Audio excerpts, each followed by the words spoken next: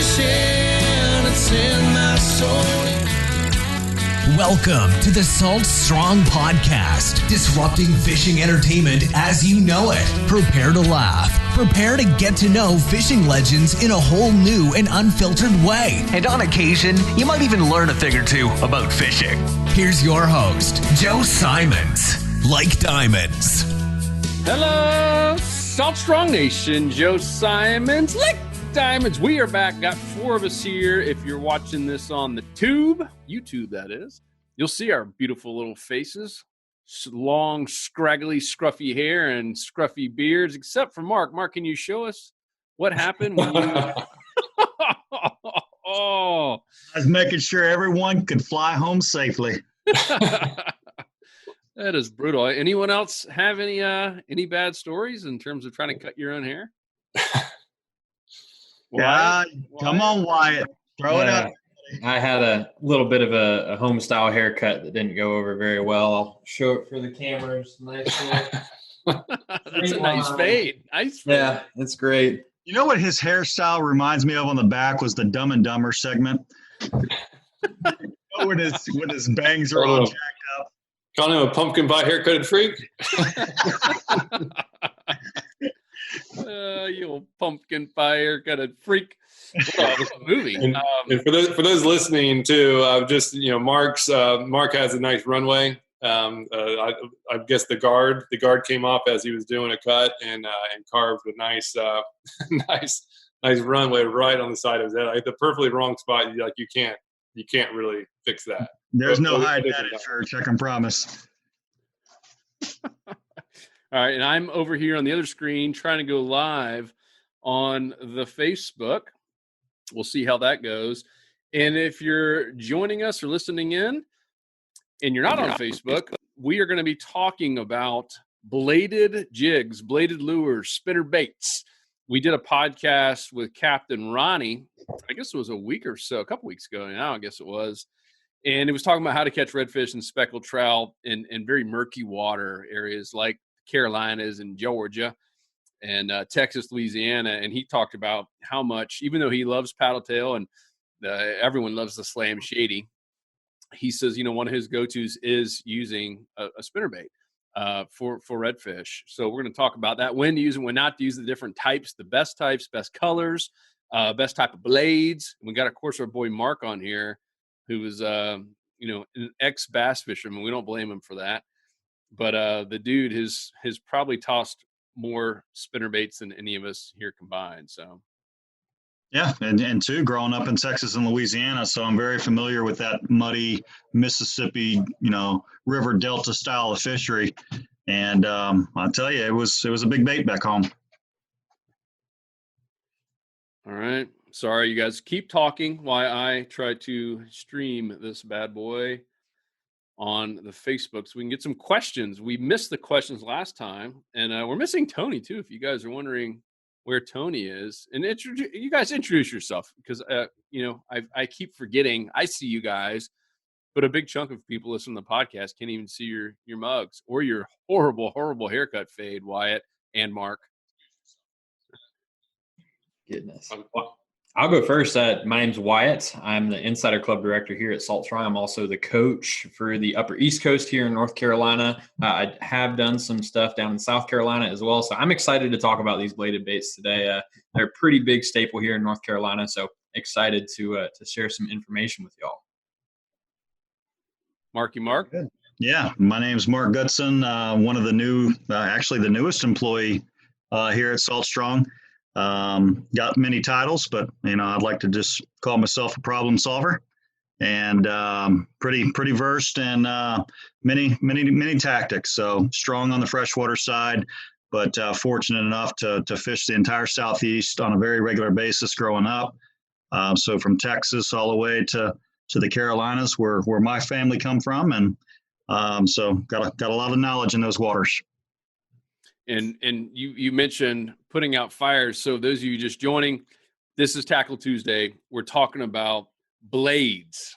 And I ain't talking about the blade that messed up Mark's hair. I'm talking about spinner blades.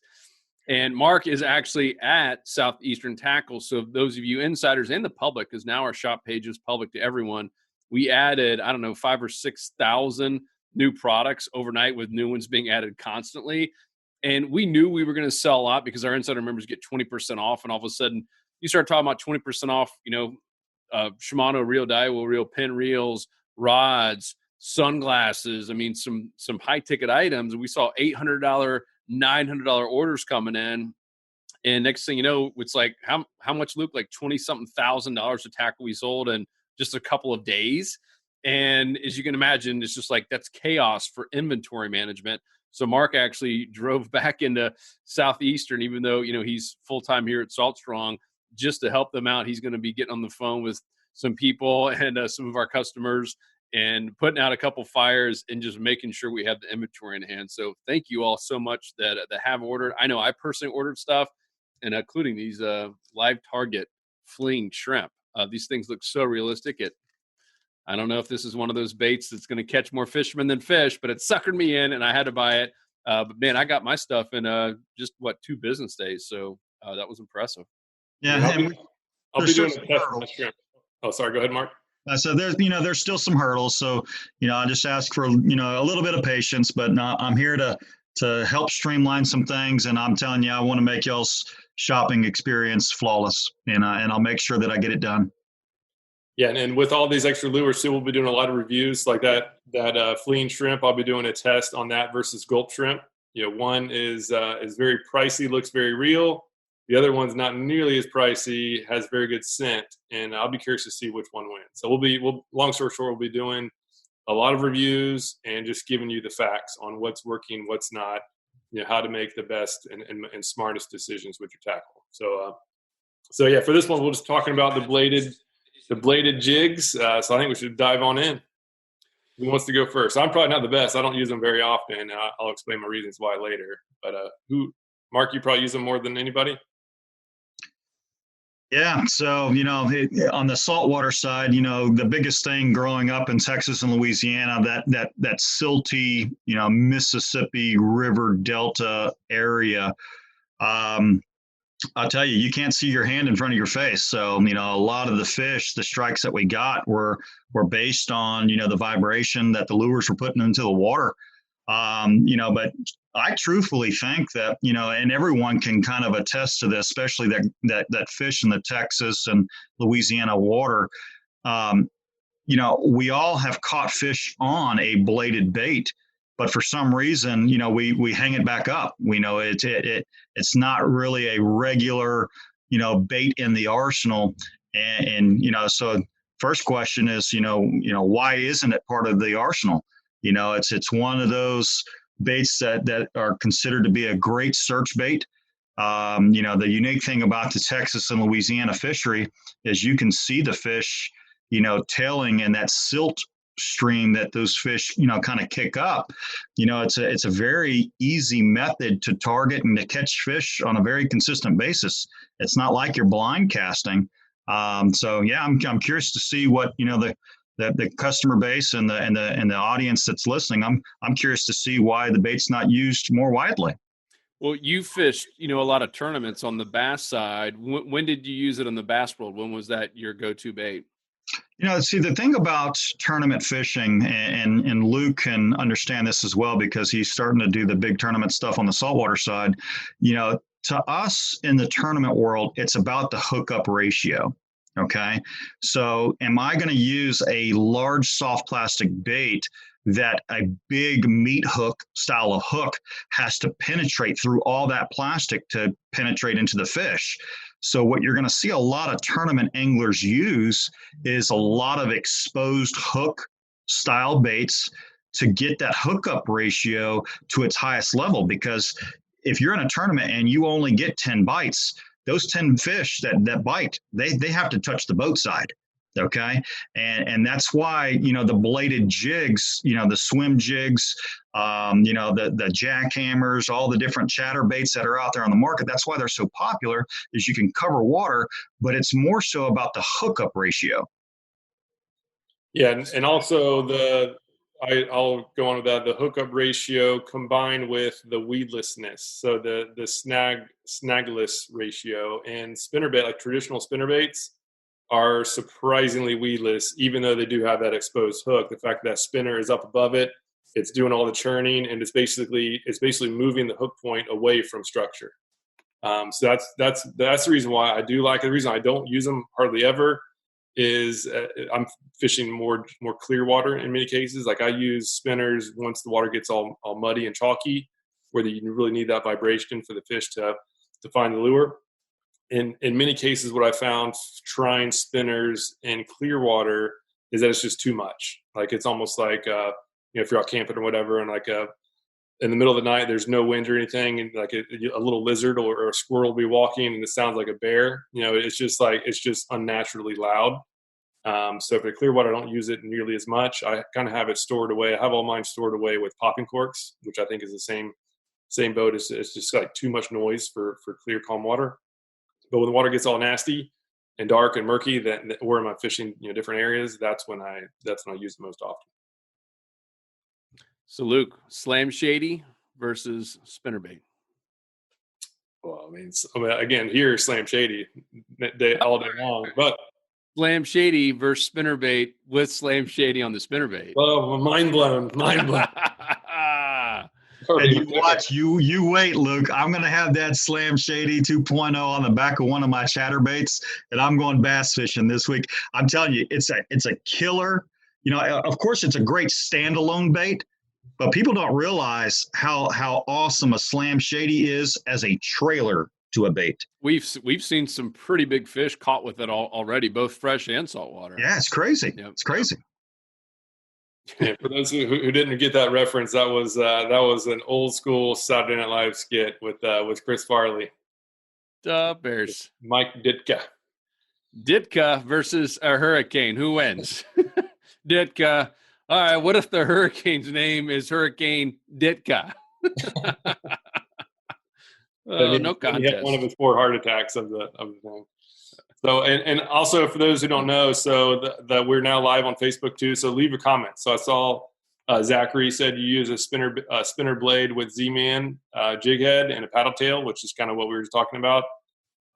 Just let us know what kind of what spinner blade you're using. Is it a Redfish Magic? Like that's what I've used most often. But I've also used my old spinner baits from bass fishing, like the Hank Parker ones. Like it seems like all those work pretty well. I haven't done enough. I'm curious on people's thoughts on the leaf versus what are the blades called? Like the thin one versus the fat one. I already forgot the term. So they have the willow leaf. They have Colorado blades. There's so many different blade designs, and I think that all of them have kind of their niche, what they do well. That willow leaf is really, really made if you're going to pull the bait through the water column in a faster pace. So there's less, water, pull on that product. And then when you really want it to slow down and really put a lot of flash and vibration in the water, that's where the Colorado blade shines.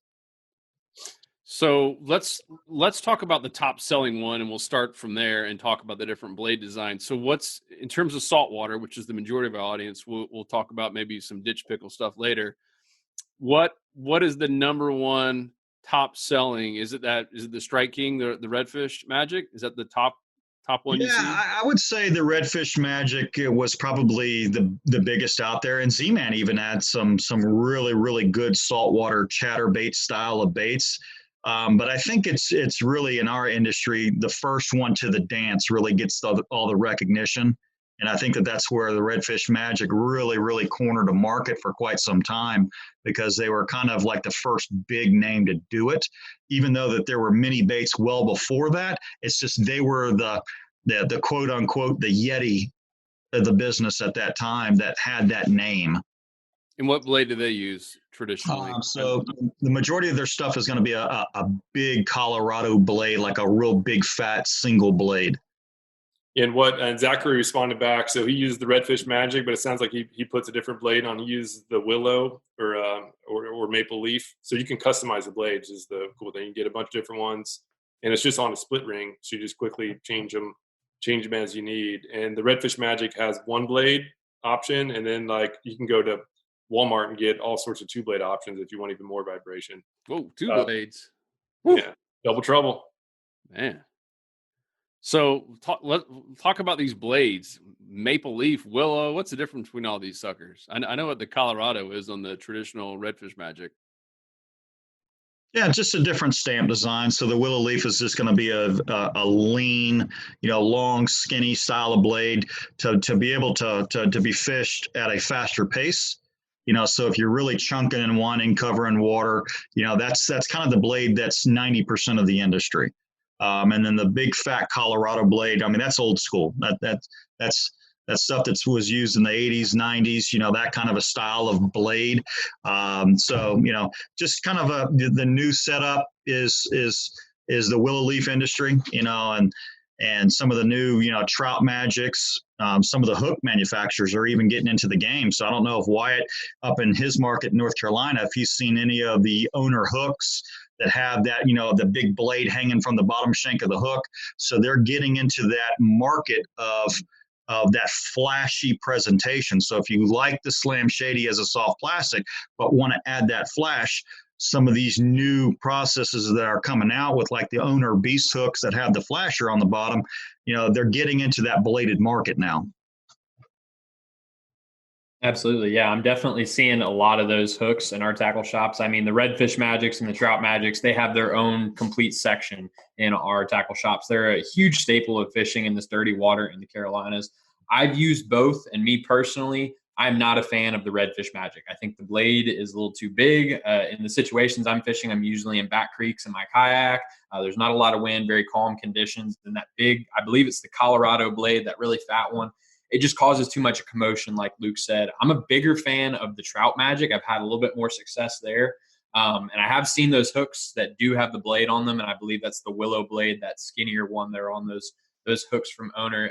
I'm looking forward to trying those. Haven't given those a shot yet, but I know that I've been wanting to attach, and this is one of the lures that we have on our shop. There's a little, and a lot of other lures have this as well, big swim baits that are pre-rigged, have this piece right down here. And like Luke was saying, you can take your split ring pliers and apply any of these blades to that little attachment. You can put it on a Slam Shady. You can put it on any of these other pre-rigged baits.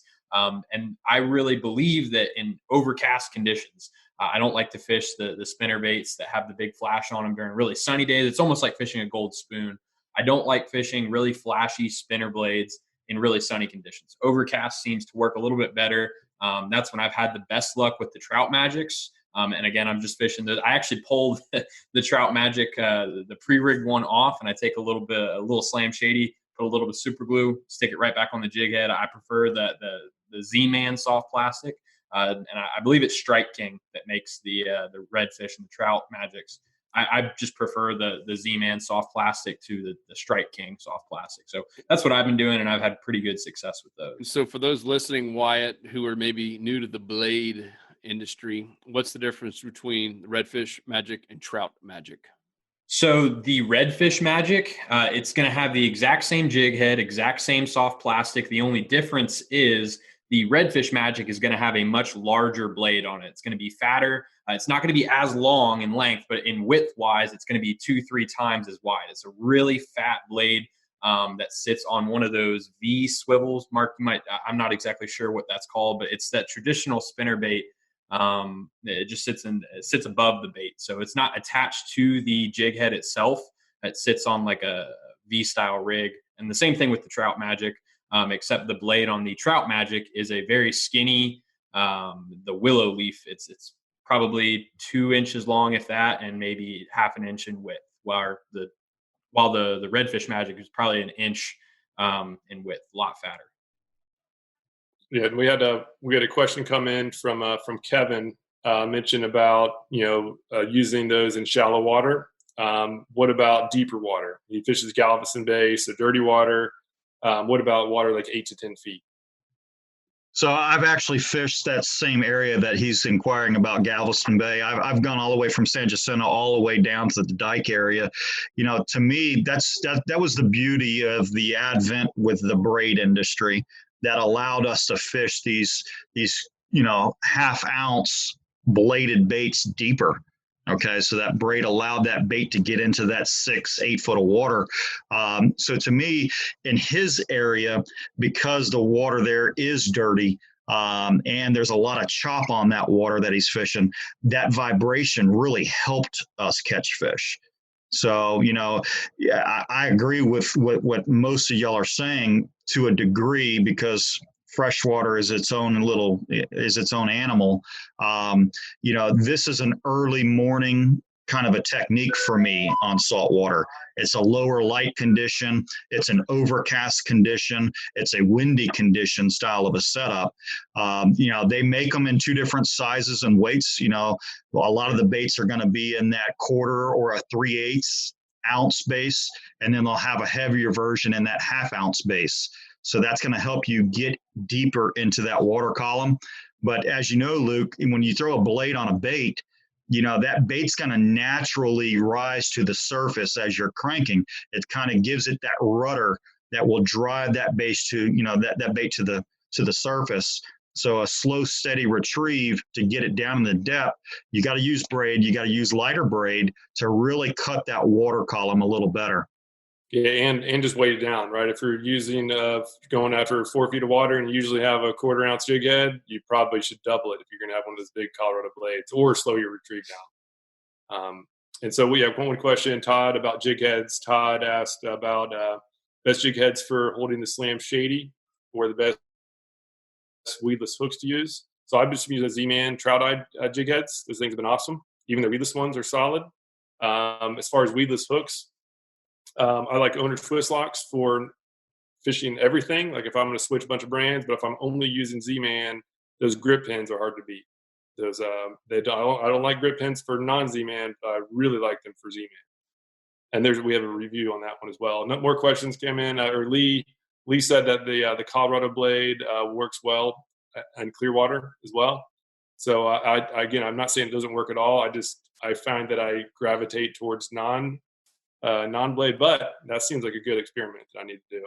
Oh. Slam Shady on a Redfish Magic versus Slam Shady on a normal jig head. That'll be fun.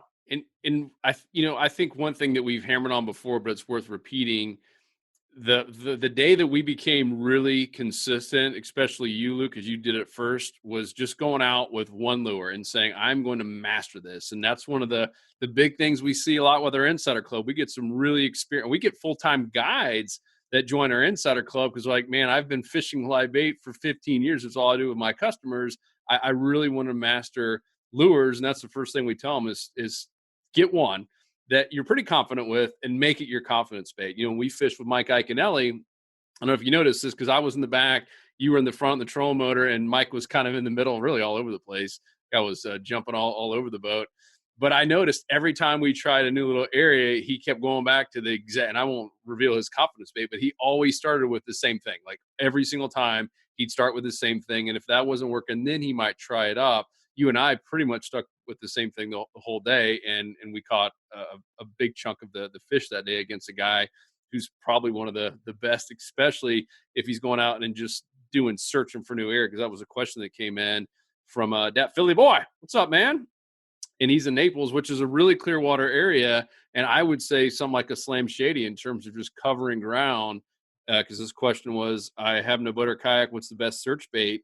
I don't think it's a spinnerbait. Mark, you might disagree, but if I can only pick one, I would just go with the paddle tail on a jig head. If I was in South Florida. Now, if I was in Texas, where I lived for 4 years, and I know you were born there and fished a lot there, Mark, I might try something different. Probably not. Just because it's my confidence bait and I put so much time with it on the water, but I would definitely go with the paddle tail. Yeah, and Naples isn't always clear, and a lot of times it's real milky. I fish down there pretty frequently, and if you go way back in the backcountry, it even gets real like tannic. And I went up there with Justin Napier. He's one of our members, just a great guy and great fisherman. And we were targeting snook and tarpon, but we started up kind of in like the midwaters and went way back into the backwaters into like really super thin creeks with pretty dark water. And the paddle tail, I had the Slam Shady on jig head, and it worked great for all of them.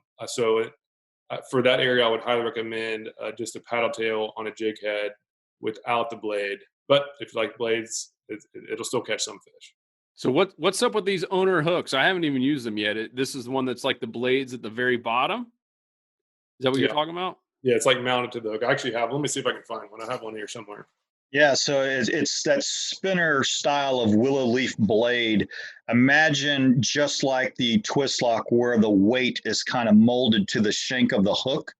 They have this little swivel base that comes out of that lead that's poured on the shank that converts it to a spinner blade. Oh, so it's more in the middle of the shank, not at the very bottom. Yeah, that's the best way that I can explain it without showing. So, that's the gig.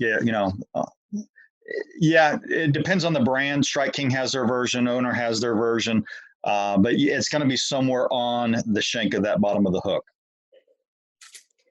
Have you used it yet, Wyatt? Have you tried it? I have not purchased one yet, but I have been wanting to. I've just used the Trout Magic so far, but I know that they have the same blade, so I would assume it would work just as well. Otis just got up. He's interested now. I see. That's I think I've seen one that was more towards the bottom. That's pretty interesting. It's they have a bunch of different versions. Like this one for those listening, this is basically a weighted hook that has a blade mounted to it, like below the actual hook shank. And again, that blade will just make a bunch of action, and then up top it's like just a normal weighted hook. It almost looks like, when you first pulled out, I thought that was the jig head, and then I was like, no, that's just the weight way up top with the twist lock. Is it the same twist lock as normal? Correct. Yeah, it's a twist lock. Because I think Owner has a patent to the twist lock, which is the only difference between a twist lock and a normal coil is the fact that it has that centering pin at the top. So that's why you'll only see those centering pins on Owner products.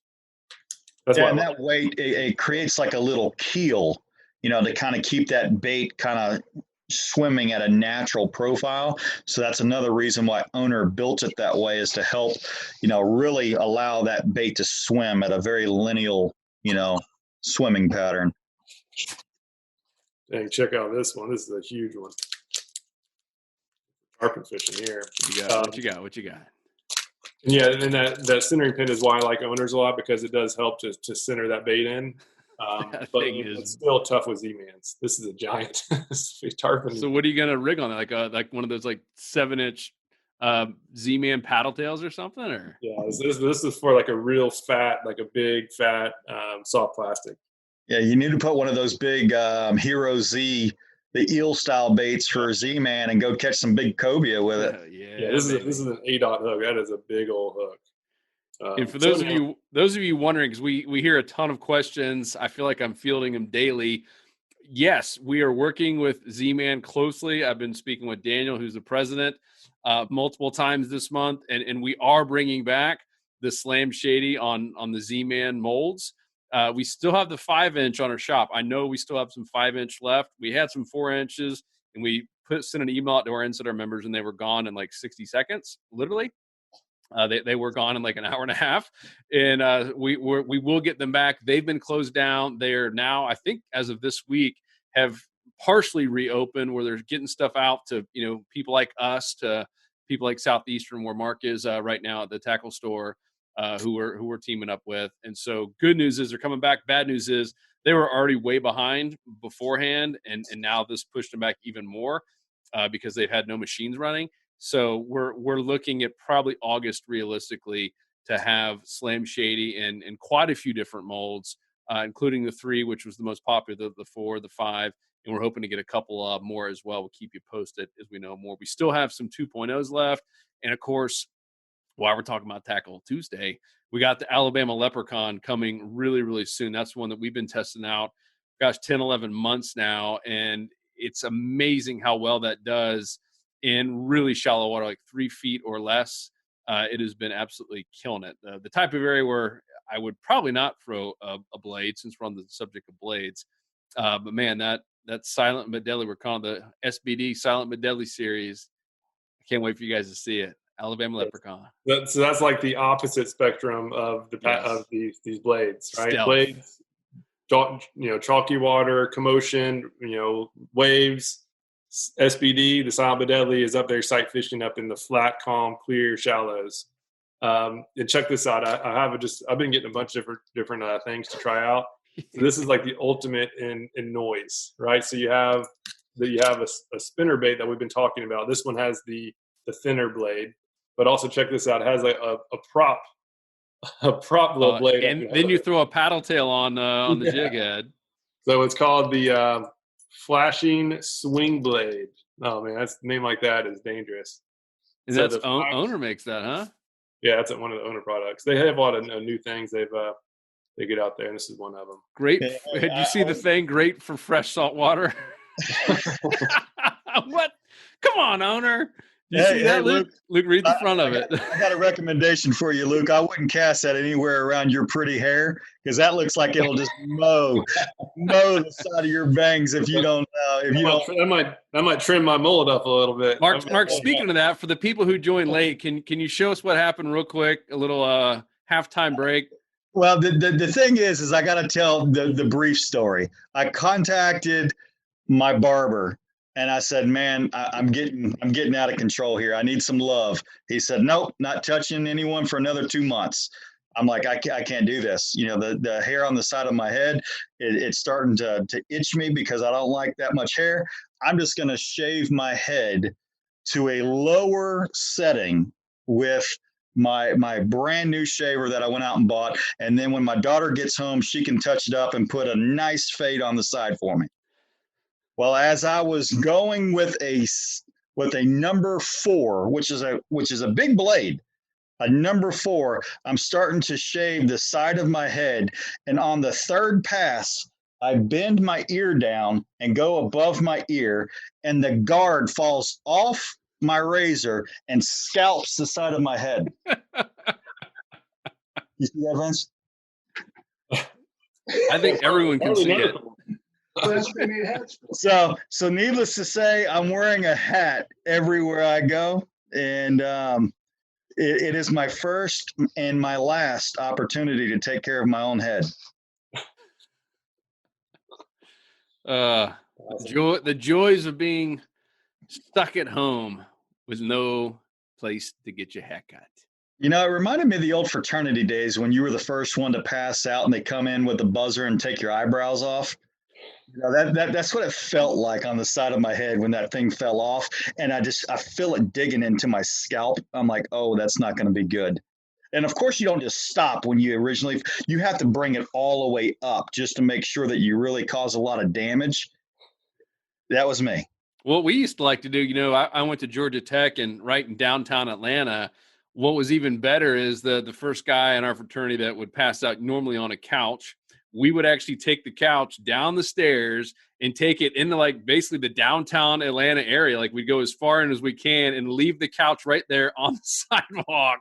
And looking back, probably not the safest thing to do. Do not try that at home, kids. But man, we had some good stories. Back then, there was no real camera phones or any of this Instagram. And what are the kids on? What's the other one? TikTok? Man, that would have been trouble. It's amazing these fraternities all get kicked off campus. All right, let's move back to blades. Luke, you got any more? No, I mean, just like a bunch of different, like some smaller ones. So this will probably be one that I actually test out. This is a more realistic. So this is a thinner blade, a lighter jig head. This is really for going up, I'd say, in the shallows. I'll tell you, it has that prop thing too. I don't know. I'll try it, but I'm not very excited about it. All right. Has anyone caught one with on this thing with the blade and the prop and a paddle tail, like the trifecta? I don't think. I mean, this little prop thing won't do much. I think it'll just make it rise up in the water column a little bit more to create a lot of drag. Like this is what will create the vibration. Like this thing spinning will be a ton of vibration. This is I think is probably a little bit more for catching humans eyeballs in the store shelves. This blade right here is what's going to actually enable the fish to feel it. But again, like I just am not.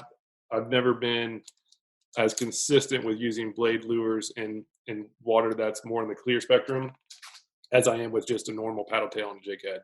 I feel like I can just fish those paddle tails faster. I can cover depth changes easier. I can go shallower, or more importantly, go deeper more easily without the blade.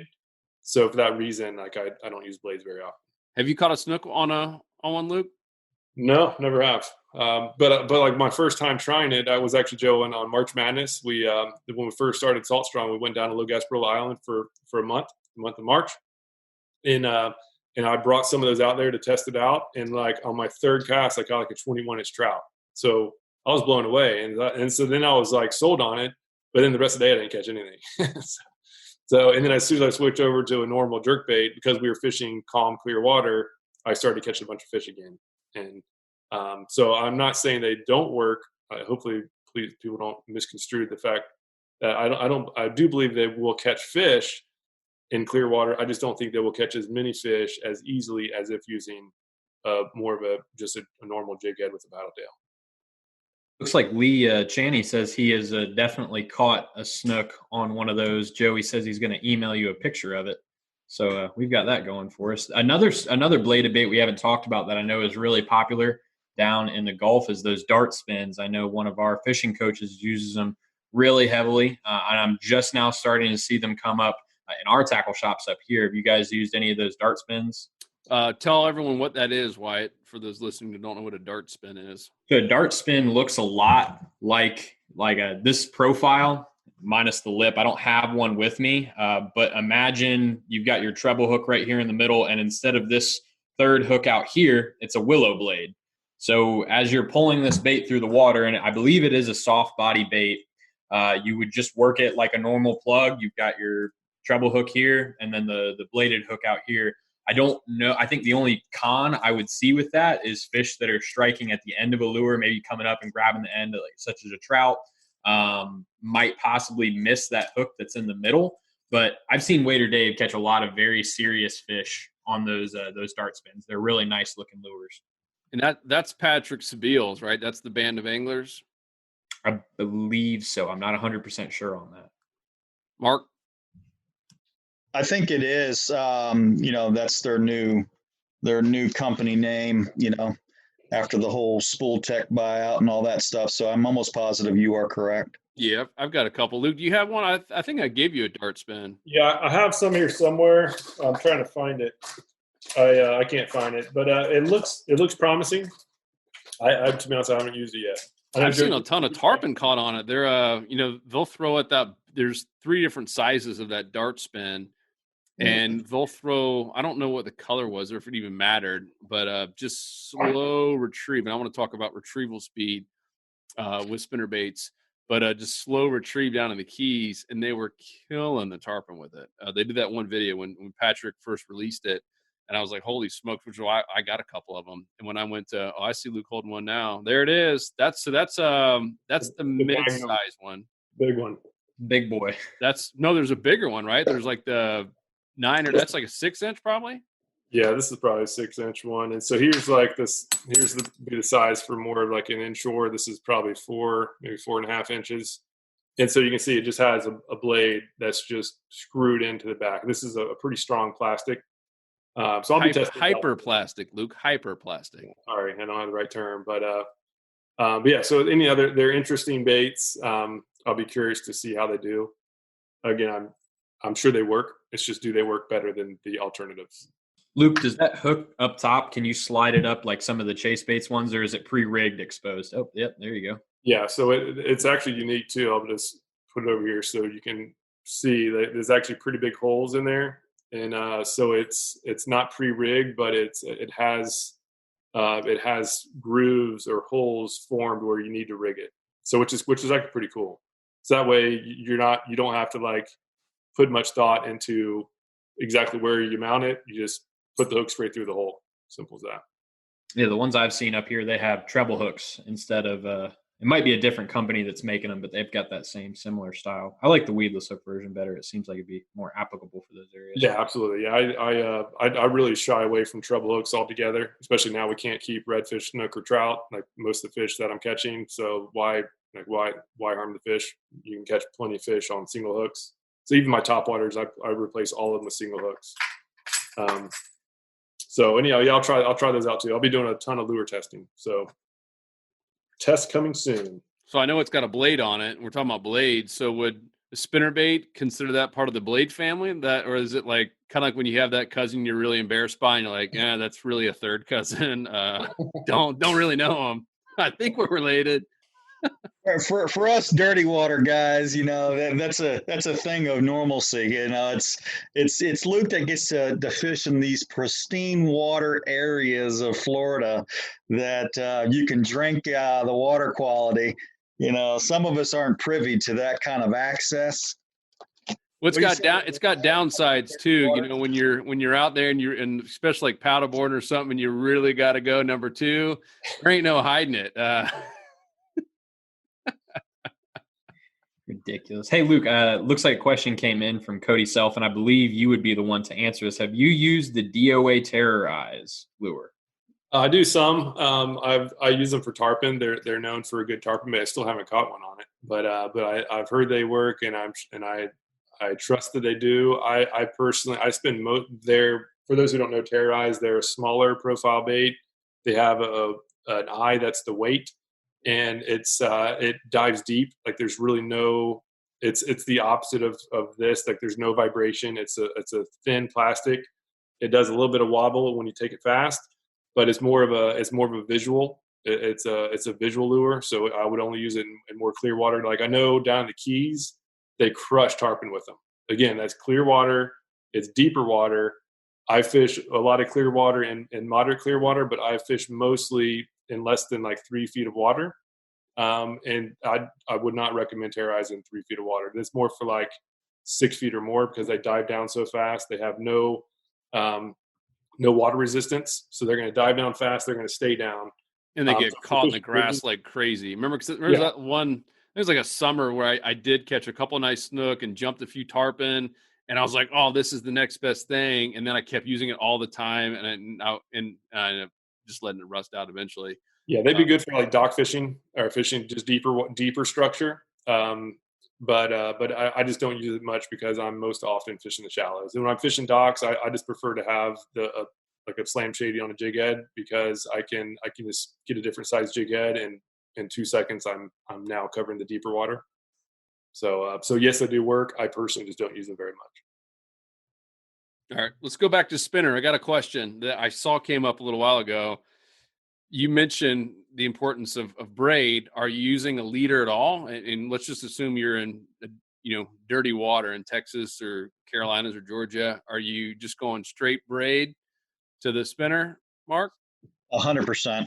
Yeah, I don't ever use a leader material when I'm fishing a bladed bait.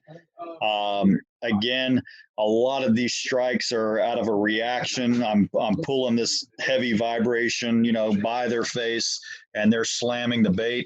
But no, it's 100% braid to this lure source itself, and I'm chunking and winding.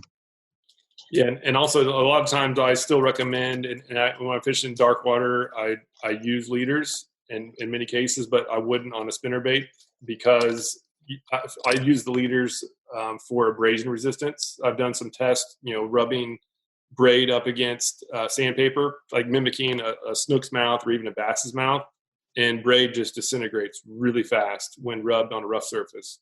So for that reason, I use leader even in dark water, not for the visual benefit, but for the abrasion benefit. But when you're using a spinner, you have this big wire out there. So even when you have a fish that, unless it totally inhales, which I've never had a fish like inhale the entire V and everything, like you really don't need a leader at all because the wire is going to protect your line. And you got that cool propeller on there too. So yeah.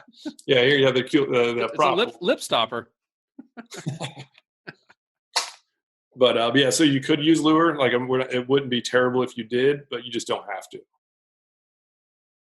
Cool. I know that there's a lot of slippage when it comes to tying braid straight to an eye hook or a swivel. So Luke, you've done so much knot testing. Which knot would you use to secure your braided line to a spinnerbait? Yeah, good question. And a question came into about the Palomar knot with braid. So a lot of people love the Palomar knot. It's great for tying to hooks with mono or fluoro. I don't like for braid at all. Yes, it does work, but I've done tests where I literally will tie it in under controlled test and pull to see the breaking strength. And it's not good. It's not good for braid. The best knot that I've seen for braid to a terminal tackle is I called it an improved for braid uni knot. And it's basically uni knot, but instead of going around the hook eye once, you just do it twice. Instead of doing 5 wraps, do 10 wraps. So do the uni knot times 2 everything.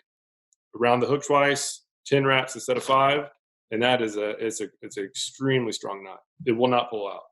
No, it won't, because I've got a rod over here that broke. I had a double uni tied on. So you can see the pieces of it now that I've got to get a warranty on. That's not good. What happened? Well, that I had a double uni tied on. It was. You're gonna blame the knot that your rod broke? Yeah, I blame Luke. Honestly, it's Luke's fault. He taught me too good of a knot, and I was trying to free it from structure, and my rod broke before the knot did. So just it broke in the truck door. Or what happened? No, it was. I was caught on. I was trying to find some sheep's head, and unfortunately, those guys really like structure and got hung up. And the knot was really strong, so trying to free it. It was a St. Croix rod, and I've had a couple of those break on me. But strong. Are they good about replacing them or fixing? What's the deal? They usually are. Unfortunately, because of the virus, they're closed down right now. They're not accepting any rod returns. Wisconsin, which they're based out of, is shut down in terms. I didn't think Wisconsin had a single case. It's their governor's call, not St. Croix. I can tell they're upset about it as well. So I'm as soon as it opens back up, I'll be sending it back for warranty. But look like it's a pretty easy process. Yeah, and in general, when a rod breaks, Luke froze up on us. It's another bad news about that clear water. You don't get as good. The reception doesn't go into those fancy buildings that that Luke is a member of. All right. We did see a question here while Luke's frozen. Is it bad to tie my mainline Power Pro braid straight to the jig head? Knowing where you are, old Philly boy, in South Florida, I would not personally do it. If you're going after inshore fish anywhere in Florida, and assuming you're using a jig head, not what we're talking about here with spinner baits, I would certainly use some type of leader. Do you guys agree, Mark and Wyatt? 100%. I completely agree with that, especially if it's not. It looks like it's going straight to a jig head, so I'm guessing it's just regular paddle tail. I would definitely recommend leader. Although it's pretty cool. I don't know if you guys have read this book. It's What Fish See, and it's by an actual eye doctor who is an avid fisherman and has kind of broken some records and stuff. And I'm going to do a whole kind of book report on it. It was absolutely fascinating. But he takes different lure and lure materials and colors underwater at different depths in different types of water clarity and shows what really happens. And this is like the scientific evidence why Slam Shady works. Like when you read it, you're like, I was like, oh my gosh, like Luke had read it, and that's the nexus. That's the nexus of Slam Shady. That was I read that book a couple years ago. It is fascinating, and I mean the main part is just talking about white, of all the colors that basically adapt to whatever water you're fishing in. It is going to be white. And he's like, the worst thing that can happen is like you got some color, let's just say it's red, and red looks like pitch black at certain depths and certain water colors. And he's like, a fish might see it 10, 15 feet away, and it's coming in on and it's tracking it. And all of a sudden that thing completely changes colors, like goes from black to a bright fluorescent red. And he's like, that's why so many of them stop all of a sudden, where white is kind of like always constant. It's really, really fascinating how it takes on whatever watercolor it is, and is going to be the one that's least likely to ever change. And then he talks about the one thing you need is some kind of flash, like, the gold or silver or something else that's bright. It's really fascinating. But also some other cool little colors that we'll be playing around with based on this. I mean, this is a guy who's dedicated years of taking stuff, lures, and flies underwater to see what really happens, not just what it looks like in a tackle store. Really, really fascinating book. Have you guys read that, Mark or Wyatt? I have not, but I'm definitely going to be ordering it. I know Luke told me a little bit about it, but I probably need to read it myself. I have not either. No. Yeah, Joe, let's do a podcast on that now. That way, instead of, because it's not a fun read. Like it's a lot of facts, some stories obviously, but we can do a podcast to just hammer out. Yeah, but this dude, I mean, he's a doctor. He's a scientist. Like, this is very scientific, kind of like the scientific angler, but at least that has a lot of stories in it. But it's good. I mean, he shows real life, and I love the pictures, right? Everyone loves a book with pictures, not just for kids. Yeah, I like that. Maybe we'll call up old Dr. Kageyama. Kageyama? Sorry if you're listening, Dr. Kageyama. We'll reach out to you. That'd be cool to get him on a podcast. Oh yeah. All right, what else we got? What we got, Wyatt, on blades? Anything else? Well, I had a question come in that I think would be good to answer. We did talk a lot about just leaving leader out of the equation, but I don't know if we covered why. So Lee asked, if the leader is less abrasive than braid, why wouldn't you always use a leader? That's my. I totally agree. The only time I wouldn't is with like a spinnerbait like this. I actually still would. I would still put like a short leader, like a 8-inch leader on it. But with using a spinnerbait where there's that metal arm that's reaching out, the odds of the fish, the fish's mouth, which is generally what causes breakoffs, touching the line itself is very small. But I still would prefer a little bit of leader just in case it gets around a piling or gets its nose down in some oysters, something like that. Because in mono leader as well, I don't use fluoro anymore. I use just regular mono, and it's outperformed fluoro in all the abrasion tests that I've done. So now I just use mono, and I really haven't seen a change in fish catching. So Mark, what about to you, Mark? So I'm glad that you asked that, Wyatt, because I should have explained my rationale. Number one, growing up in Texas and Louisiana, I used a lot of bait casting reels. Because I used a lot of bait casting reels, I also threw very heavy braid. So I would very, very regularly throw 50-pound test braid. So to catch a 3-pound fish, let's be clear. Okay, so 3-pound fish would be my entry level. But keep in mind, Louisiana's got some hosses out there, So when you're chunking 50-pound braid on a bait caster, the braid on a bait caster, the bigger you go, the actual side of it is it will cast better than thinner diameter braid. So let me address that side first. I use big braid on bait casters. But the second thing, the method of me finding fish, what I target as far as structure is I'm a grass fisherman. Okay. I don't target a lot of rock. I don't target a lot of oyster beds. I'm a chunk and wind style of fisherman because growing up in that Galveston area all the way to South Louisiana, there's a lot of grass flat and muddy flat style of fisheries. So I don't have the cutoff, on that side to worry about needing a leader. Okay. So, two things that, I wanted to address there. To me, I was always raised on two things. Number one, you always want to match the hatch. So the bait that you see in the water, you're going to try to mimic it the best way possible. And number two, the less amount of ties on knots that you can put into the water, the less opportunity to break off. So that's why I never use swivels.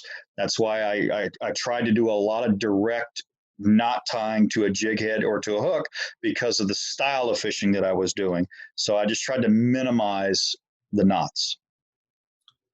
Yeah, and even and on the reason why that thicker line, it works good with search. We'll call it a search bait. Like a spinnerbait is really a search bait. It's power fishing. It's moving fast. Like doing this underwater footage has been pretty eye opening. I've just been using paddle tails, but the same premise holds true. It's moving a lure fast. Those fish aren't like coming up to this direct side of it, like analyzing it. It's seeing it from a long distance off, and they go around, they follow it. So they're coming straight from behind. They're not seeing the line at all. They're just seeing that paddle tail or whatever, or the blade. They're just seeing from the direct back. So you could probably use a 100-pound test line, and it would still work just as good for power baits, for power fishing. Totally changes when you're doing finesse stuff, but with a spinnerbait, you can kind of use whatever you want or nothing at all. I still prefer to use a little bit just for the fighting aspect because I use spinning tackle, and the lighter the line, the further I can cast. So I want to use as light a line as possible while still having some extra beef on the business end. So I would still do I'll do like a foot long leader or so.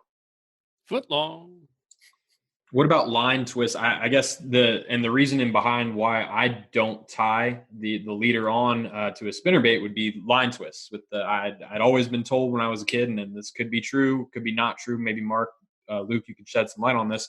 When you're using a spinnerbait that wobbles and turns in the water a lot, are you going to be dealing with a lot of line twists when you're using monofilament or fluorocarbon? It won't. It'll wobble, but it won't helicopter. It should. Like I mean, a spoon would, but not a spinnerbait. But the inline spinners might, like they make some of those things where it's a little spinner that is in line with the bait, and sometimes those do. But the traditional spinner, right, it has the blade up top, the jig head down below. The jig head's the keel, right? And it will rarely it'll only helicopter if something bad, like something really wrong is happening with it. Otherwise, line twist. But for the inlines, maybe. For spinnerbaits, or for spoons, definitely, but not so much for spinners. It's interesting the parenting advice you guys got. Geesh. I thought you were going to say, Mark's like, I was raised with two things. My parents taught me two things. I thought he was talking about like eat bacon and eggs every day. Yeah. And he's like, no, fewer knots the better. You were born in Texas. That's right. That's right. And you can tell that I didn't miss any meals either. Fun times, guys. All right. Well, I'm seeing it's already 1:00. We're gonna save the rest for the next Tackle Tuesday. What should we do? Should we switch up? Maybe go live bait or do a shrimp? Shrimp Tackle Tuesday. Everything shrimp. Yeah, I might have some. I'll do some. I'll get that live target and do some tests with that and some other shrimp baits. One lure. I'm curious on the DOA shrimp versus like this live target shrimp, and then the gulp shrimp. Trifecta. Live target. If you guys are just joining now, we're going to be testing this out tomorrow. Hopefully, this live target shrimp called the fleeing shrimp, and it looks crazy real. Big question is, does it work? Who knows? And we'll try real shrimp, DOA shrimp, fleeing shrimp, gulp shrimp, bubba gup shrimp. How many different shrimps can you name? Yeah, so maybe we do a shrimp, but let us know. D-man shrimp. Jeremy Kennedy says, gulp all day. Yeah, I love me some gulp shrimp. Bad news is, you got to carry around either a container of a live juice or keep it in the packet. Can't keep it on your jig head very long. And I've got to just protect it like a prison guard with Otis on the boat. Whatever's in that gulp juice, he goes cannot handle it. And not all dogs like it. It's usually ones with Otis who are a couple screws loose. But speaking of Otis, this morning I went out I walked him and took a poop, and there's something in there. It was off color. I was like, what the heck is that? I looked down. It's a Slam Shady. They got not one, 3 of them. 3 Slam Shadies. That's why I got to bring you a 100-pack every week. So he got in. He got into my Slam Shady graveyard and apparently had a field day in there. Stinking dog. That's hilarious. This whole time I just thought you were fishing 3 times a day, which you are. You guys don't know. Luke now lives in the water and gets to fish every single day because he's got a little button. Apparently, this button you can hit and it plops your boat right there in the water and you go fishing.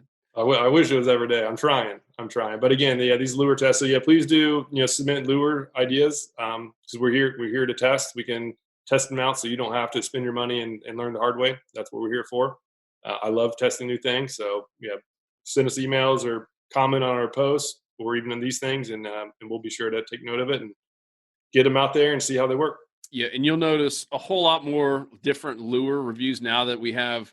Southeastern is a partner there where Mark is right now. We have access to a lot of tackle. I mean, thousands and thousands of different pieces of equipment and tackle and gear. So you'll see a lot of unboxing and a lot of how to rig and how to use and just overall our feelings on it. And then of course, as insider members, you get 20% off all that tackle. And one thing that we do that's a little bit unique to the insiders is we do a whole lot more side-by-sides where, we'll actually just completely unbiased, where it's just a private video. Because like if you watch our YouTube videos, I don't know, we've got, 115,000 subscribers and, let's just say it's 600 or 700 videos. On the insider side, we have like double the amount, not of subscribers because it's all private. But in terms of videos, there's well over 1,000 videos that the public can't even see inside of the Insider Club. And a lot of those are these comparisons, rods, reels, and it's just completely unbiased. Like we'll even say this thing absolutely stinks. Don't ever buy it. And here's why. It's where we get really brutally honest and doing the side-by-side stuff. So one more reason to join us in the Insider Club. And, of course, the 20% off of all your tackle. And that's one reason Mark is there is, just doing some inventory management. That's been so tough. So thank you guys who are Insider members and or public. You can certainly go to our shop page and buy, even if you're a public. Of course, the Insider members get 20% off. But we were pleasantly overwhelmed with how many orders came in. I mean, it was tens of thousands of dollars came in like super, super fast. And now we're going as hard as we can to get as much inventory back in stock. So thank you guys for the patience and for all of the support. And if you want to check out and see what we have there, if you see it on our page and it doesn't say sold out, that means we got it, including Slam Shady.